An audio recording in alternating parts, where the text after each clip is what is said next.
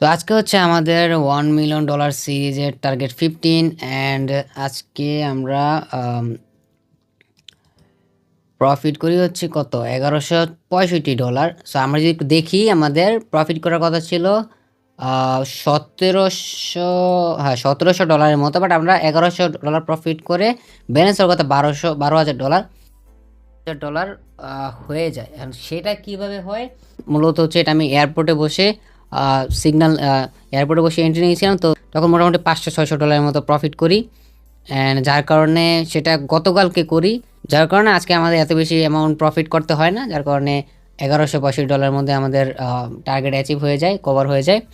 and যদি আমি আজকে সেশন দেখে, আজকে সেশন হচ্ছে এই যে এটা, আজকে সেশন 10টা সিগন্যাল দেওয়া হয়, 10টার মধ্যে হচ্ছে 5টা শিওর শট যায় অ্যান্ড 2টা রিকভারি হয়, একটা পাবলিকে রিকভারি করতে হয় অ্যান্ড একটা ভিআইপিতে, অ্যান্ড 3টা